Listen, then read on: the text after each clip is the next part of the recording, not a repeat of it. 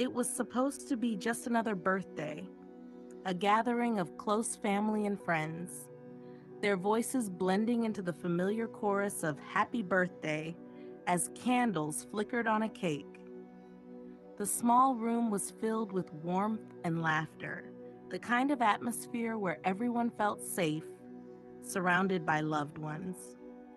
The camera panned across the smiling faces, capturing the innocent joy of the moment. But even from the beginning, there was something off, a subtle disquiet lurking beneath the surface, like an invisible presence hanging in the air. The birthday girl sat at the center of it all, her face glowing in the soft light of the candles. Everything seemed normal, ordinary. Yet, as the camera rolled, capturing this seemingly perfect scene, the air shifted, almost imperceptibly at first. No one noticed it in real time. It was only when the video was watched later, over and over, that the creeping sense of unease began to take root. The candles were blown out, or so it seemed. The laughter of the guests was momentarily interrupted by confusion. The birthday girl looked around, expecting to see someone standing behind her, someone who had leaned in to blow the candles out. But no one was there. The confusion deepened. A breeze, perhaps? An open window? The family reassured themselves with the simplest explanations, eager to brush off the moment as nothing more than a curious trick of the air. But there were no open windows, no drafts, and then the footage was replayed. What had seemed like a light-hearted moment at first began to take on a darker tone. In the silence of the video, the flicker of the candles seemed to hold more significance. The guests' voices faded into the background, their laughter now feeling misplaced, like they were unaware of something happening right in front of them, something sinister. The camera zoomed in on the birthday girl just as the candles mysteriously extinguished. And though no one could be seen blowing them out, there was a strange disturbance, a subtle shift in the air, like an invisible breath sweeping across the cake. The flames snuffed out in unison, leaving only thin wisps of smoke rising into the still air.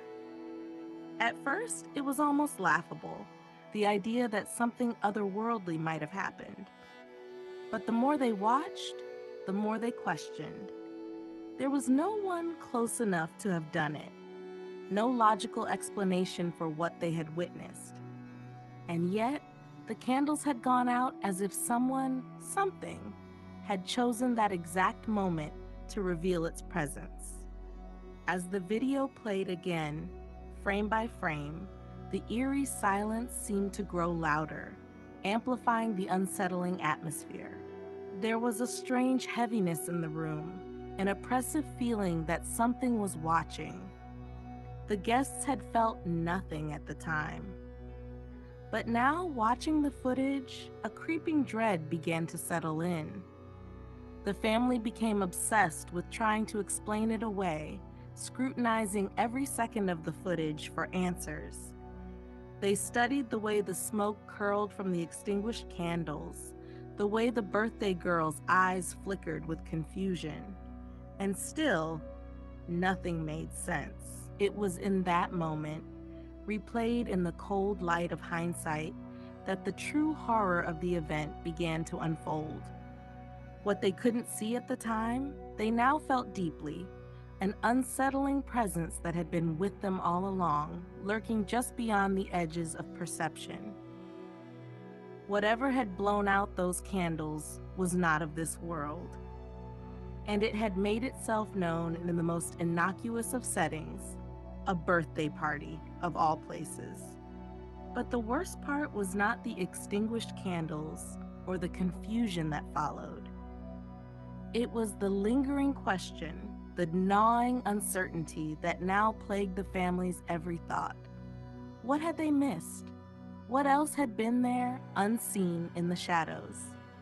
As they sat in the living room, The once warm space now felt colder, the walls closing in as the memory of that moment replayed endlessly in their minds.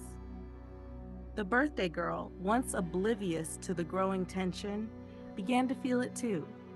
She started waking up in the middle of the night, claiming she had heard whispers, soft and unintelligible, but undeniably real. She would glance over her shoulder, convinced that someone or something was watching her.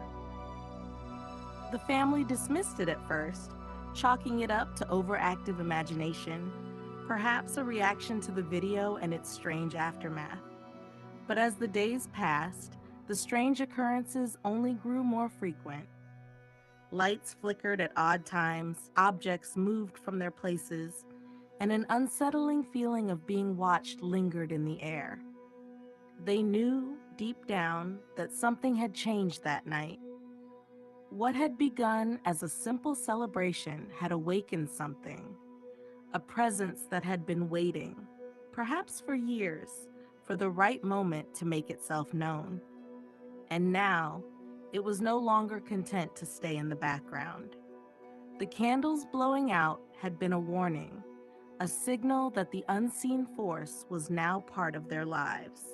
The question was no longer about who or what had blown out the candles. It was about what came next. What did this presence want, and how far would it go to make itself known?